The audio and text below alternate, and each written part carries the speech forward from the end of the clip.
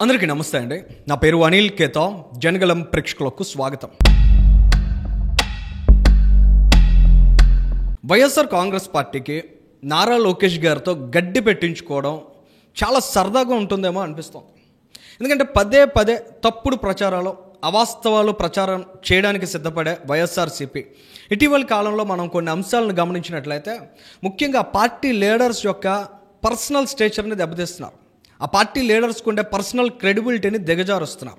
ఇవాళ మనం ఉత్తరాంధ్ర ప్రాంతంలో చూసినట్లయితే అసలు ఆ పార్టీకి నాయకత్వం, బలమైన నాయకత్వం అయితే కనిపించట్లేదు. అటు విజయనగరంలో బొత్స సత్యనారాయణ గారు, మరోవైపు అనకాపల్లి జిల్లాలో గుడివాడ అమర్నాథ్ గారు, విశాఖ సిటీలో చూస్తే ఎమ్మెల్సీ వరదు కళ్యాణ్ గారు. ఆమెకు మాత్రం కాస్త మాట్లాడే పరిస్థితి అయితే ఇక్కడ కనిపిస్తుంది. కానీ అటువంటి వరదు కళ్యాణి గారితో కూడా వరుసగా అవాస్తవాలు ప్రచారం చేయించడం, పదే పదే అబద్ధాలు చెప్పించడం ద్వారా ఆమె అంటే ఒక పర్సనాలిటీ, అంటే ఒక రాజకీయాల్లో ఒక లీడర్షిప్ ముందుకు వెళ్ళాలంటే ఖచ్చితంగా వాళ్ళకి వ్యక్తిగతంగా కొంత క్రెడిబిలిటీ ఉండాలి. అటువంటి క్రెడిబిలిటీ లేకుండా పూర్తిగా వాషౌట్ చేస్తుందా వైసీపీ అనే అనుమానాలు కలుగుతున్నాయి. ఎందుకంటే కుట్టు మిషన్ల శిక్షణకు సంబంధించి వరదు కళ్యాణ్ గారితో ప్రెస్ మీట్ పెట్టించారు. దాన్ని చాలా ప్రధానంగా ఫోకస్ చేశారు వాళ్ళు సోషల్ మీడియాలో కూడా. కుట్టు మిషన్ల శిక్షణ ఇవ్వడానికి 257 కోట్ల రూపాయలు కుంభకోణం చేసేసిందంట కూటమి ప్రభుత్వం. నమ్మడానికి కనీసం అవకాశం, ఆస్కారం ఉండేటువంటి విమర్శలు చేయాలి. అసలు ఎలాంటి విమర్శలు చేస్తున్నాం? అసలు రాజకీయాల్లో సత్విమర్శలు ఉండాలి. మనం ఒక విమర్శ చేసామంటే దానికి కాస్త క్రెడిబిలిటీ ఆడవాలి, ప్రజలు నమ్మదగే విధంగా ఉండాలి, ప్రజలకు ఆధారాలను చూపించాలి.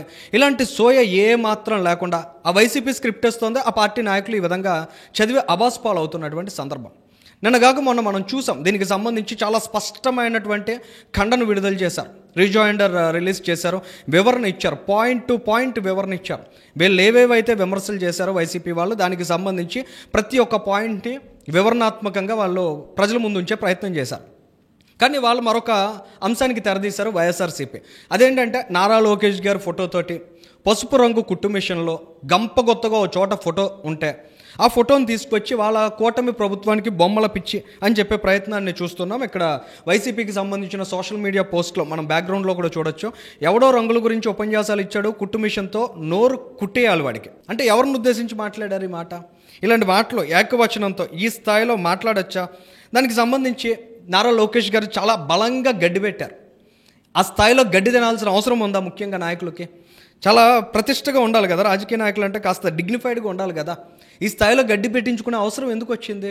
కనీసం ఒక అంశం ఇచ్చిన తర్వాత అందులో వాస్తవం ఏంటని పరిశీలించుకోవట్లే. ఇవాళ ఎవరో అనామకులు ఆ రకమైన ఫోటో ఇచ్చినప్పుడు అసలు ఆ ఫోటో ఏంటి, దాని నేపథ్యం ఏంటని తెలుసుకోవాలి కదా.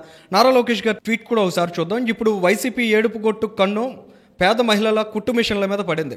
ఒకరోజు స్కామ్ జరిగిందంటారు, ఇంకో రోజు ప్రభుత్వ కార్యక్రమానికి పసుపు రంగులు అంటారు.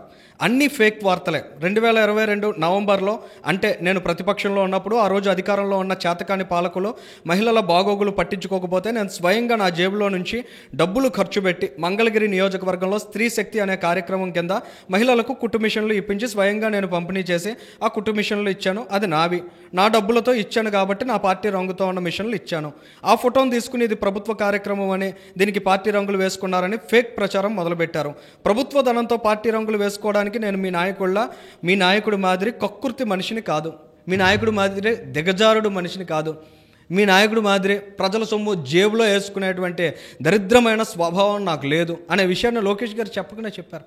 ఇవాళ వైసీపీ నాయకులు కూడా చాలా స్పష్టంగా ఆలోచించాలి.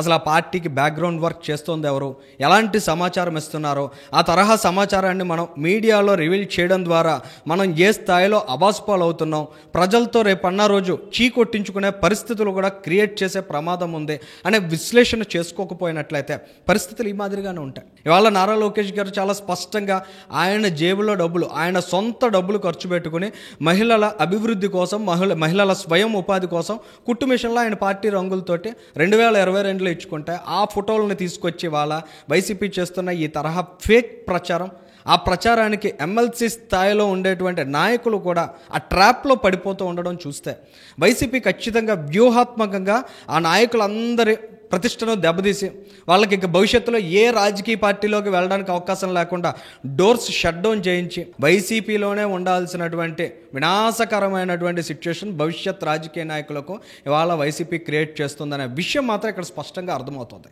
Thank you.